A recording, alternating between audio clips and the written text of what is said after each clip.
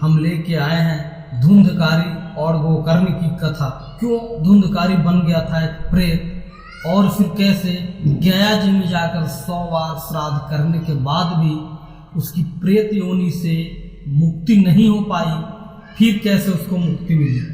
प्राचीन समय की बात है, दक्षिण भारत की तुंगभद्रा नदी के तट पर एक नगर में आत्मदेव नाम के एक व्यक्ति रहता था, जो सभी वेदों में पारंगत था। उसकी पत्नी का नाम धुंधली था। धुंधली बहुत ही सुंदर, लेकिन स्वभाव से क्रूर और झगड़ालू थी।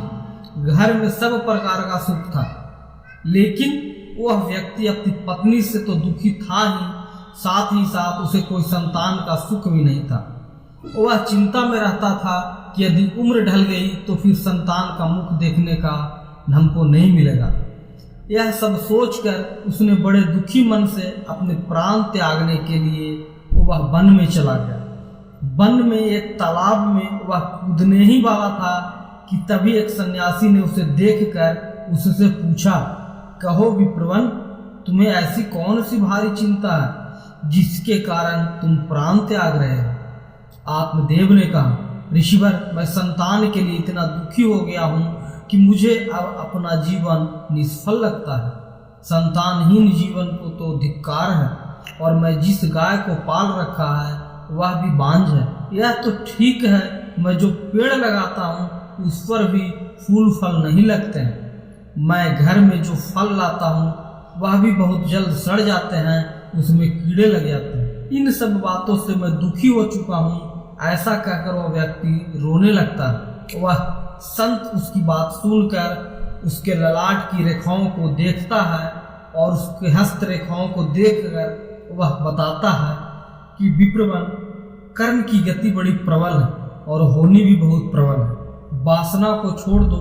सुनो, मैंने तुम्हारा भाग्य देख लिया। इस जन्म में तो क्या, अगले 7 जन्मों तक तुम्हारा कोई संतान किसी भी प्रकार से नहीं लिखा है, तुम्हें संतान नहीं हो। तब ब्राह्मण कहता है कि फिर मुझे प्राण त्यागने दीजिए, या आप किसी प्रकार का यत्न करके मुझे पुत्र प्राप्त करने का मार्ग बताइए। जब वह संत देखता है कि वह व्यक्ति किसी भी प्रकार से समझाने पर भी प्राण त्यागने पर आमदा है, तो वह अपना झोली से एक फल निकाल कर कहता है कि अच्छा ठीक है, तुम यह फल ले लो और इसे अपनी पत्नी को खिला देना, इससे उसके एक पुत्र होगा। आत्मदेव वह फल लाकर अपनी पत्नी को दे देता है, लेकिन उसकी पत्नी वह मन ही मन सोचती है कि यदि मैंने यह फल खा लिया और गर्भ रह गया तो मुझसे खाया नहीं जाएगा और मैं मर भी सकती हूँ। यह सोचकर वह तय करती है कि मैं यह फल नहीं खाऊंगी। इसलिए वह आत्मदेव से कई तरह के तर्क और कुतर्क भी करती है। आत्मदेव के कहने पर वह फल तो रख लेती है, लेकिन खाती नहीं। एक दिन उसकी बहन उसके घर आती है, जिससे वह सारा किस्सा सुनाती है। बहन उससे कहती है कि मेरे पेट में बच्चा है, प्रसव होने पर वह बालक मैं तुम्हें दे दूंगी। तब तक तुम गर्भवती के समान घर में रहो। मैं कह दूंगी कि मेरा बच्चा जो है वो जन्म लेते ही मर गया, और ये तू फल गाय को खिला दे। आत्मदेव की पत्नी अपनी बहन की बात मानकर ऐसा ही करती है। उस फल को वह गाय को खिला देती है। समय व्यतीत होने पर उसकी बहन ने बच्चा लाकर धुंधली को दे दिया। पुत्र हुआ तो यह सुनकर आत्मदेव को बड़ा आनंद हुआ। धुंधली ने अपने बच्चों को नाम धुंधकारी रखा। इसके 3 माह व्यतीत होने के बाद एक दिन आत्मदेव सुबह गाय को चारा डालने गया, तो उसने देखा कि गाय के पास एक बच्चा है जो कि मनुष्य आकार का है, लेकिन बस उसके जो कान थे वो गाय के समान बड़े थे। उसे देखकर वह आश्चर्य में पड़ जाता है। हालांकि उसे बड़ा आनंद भी होता है। वह उसे बच्चे को उठाकर घर ले जाता है। उसका नाम वह गोकर्ण रखता है, क्योंकि उसके कान गाय के कान के समान था। अब उसके 2 बालक हो जाते हैं, एक तो धुंधकारी और दूसरा गोकर्ण, जो फल से फायदा लिया था, गाय से जन्म लिया था। गोकर्ण बड़ा होकर बहुत विद्वान पंडित बनता है और ज्ञानी निकलता है। और जब धुंधकारी दुष्ट, नशेड़ी और क्रोधी, चोर मतलब हर अवगुण उसके जो धुंधकारी होता है बच्चा उसमें आ जाता है। अस्त्र शस्त्र धारण करने वाला, चोरी नशेरी करने वाला, वेश्यावृत्ति करने वाला, इस टाइप का हो जाता है। और जैसे जैसे वो जवान होते जाता है अपने माता पिता को भी सताने लगता है, मारने पीटने लगता है। वह माता पिता की सारी संपत्ति को नष्ट कर देता है। एक दिन वह पिता को मार मार कर घर से बाहर ही निकाल देता है। पिता रोने लगता है और कहता है कि मेरी पत्नी का बांझ रहना ही अच्छा था। तभी वहाँ गोकर्ण आ जाता है और वह पिताजी को वैराग्य का उपदेश देता है और कहता है कि आप सभी छोड़कर प्रभु की शरण में वन में चले जाएं और भागवत का भजन करें।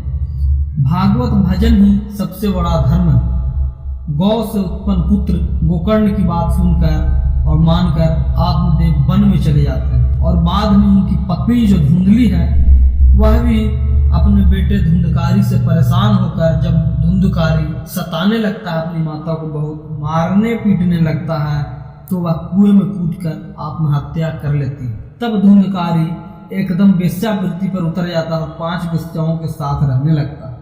वेश्याएं उसे अपने तरीके से संचालित करती है, अपनी मनमर्जी के अनुसार उसे चलाती है और उसी समय जो गोकर्ण होते हैं वह भी निकल जाते हैं भ्रमण के लिए, यात्रा के लिए नगर तीर्थ पर। धुंधकारी उन वेश्याओं के लिए धन जुटाने लगता है और एक दिन बहुत सारा धन लूट करके अपने घर में ला करके रखता है। बाद में वो वेश्याएं सोचने लगती है कि यदि एक दिन यह पकड़ा गया तो राजा इसके साथ हमें भी दंड देगा। यह सोचकर वह वेश्याएं सोते हुए धुंधकारी को रस्सियों से गला दबाने का प्रयास करती है और जब वह गला दबाने से भी नहीं मरता है तो वे भी सभी मिलकर उसे दहकते अंगार में डाल देते हैं। वह तड़प तड़प कर मर जाता है। बाद में उसे गड्ढा खोद कर अधमरा ही उसे गाड़ दिया जाता है। धुंधकारी को मरने के बाद धुंधकारी भयंकर दुख देने के कारण और झेलने के कारण,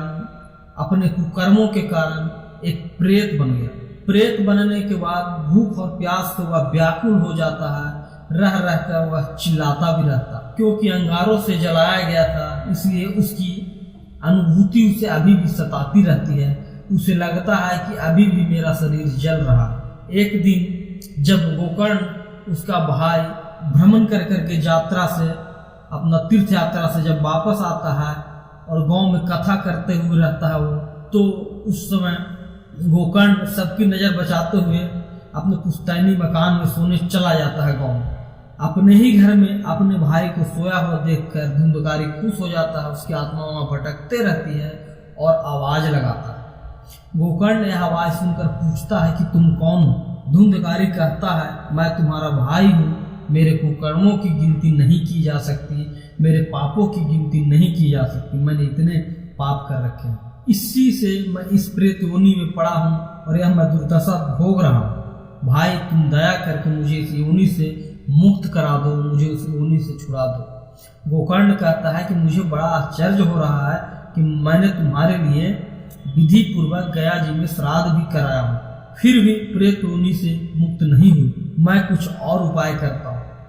और इसी तरह वो करते हुए गोकर्ण जो है भागवत में कहते हैं कि 100 बार गया जी में जा करके उसको अपने भाई की जो धुंधकारी है उसकी प्रेत योनि से मुक्ति के लिए 100 बार गया जी में श्राद्ध किया, परंतु फिर भी उसे प्रेत योनि से मुक्त नहीं हुआ।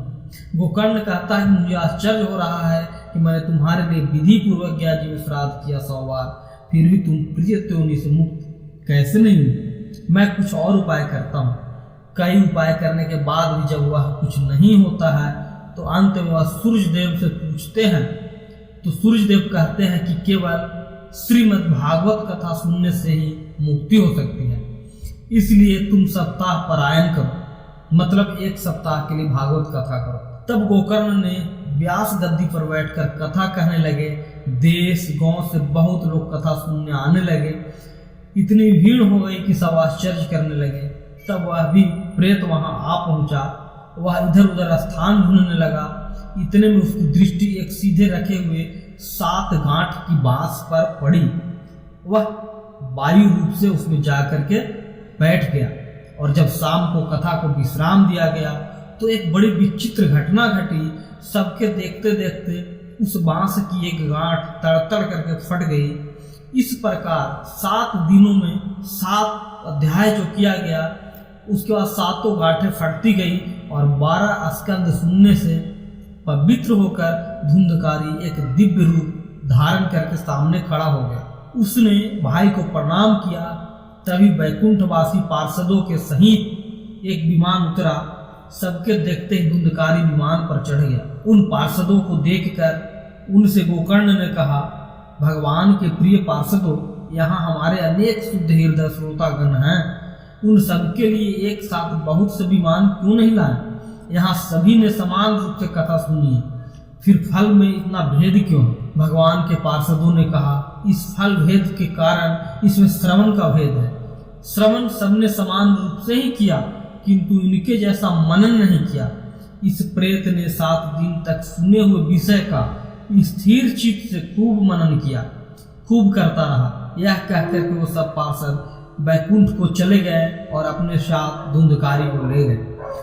श्रावण माह में गोकर्ण ने फिर से उसी प्रकार सप्ताह क्रम से कथा कही। वहां भक्तों से भरे हुए विमानों के साथ भगवान प्रकट हो गए। उस गांव में कुत्ते और चंडाल पर्यंत जितने भी जीव थे, सभी दिव्य देह धारण करके विमान पर चढ़ गए और भगवान उन सभी को जोगी दुर्लभ गोलोक धाम में ले गए। इसलिए दोस्तों, अभी तक जो कहानी सुना है, इस कहानी का निष्कर्ष निकलता है कि आप अपने माता पिता को कष्ट देने वाला, शराब पीने वाला या वेश्यावृत्ति करने वाला आदि पुरुष प्रेत योनि को प्राप्त कर अनंत काल तक भटकते रहते हैं। कोई भी मनुष्य अब न हो गोकर्ण की तरह यहाँ कोई कथा सुनाने वाला है और ना कोई उस तरह से मनन करने वाला, सुनने वाला है। धुंधकारी को उसको पापों की सजा तो मिली ही, साथ ही उसने प्रेत योनि में रहकर भी सजा भुगती। बाद में जब उसे पछतावा हुआ तो भागवत कथा सुनकर मन को निर्मल निश्चल हो गया और निर्मल मन होने से उसके सारे संताप चले गए।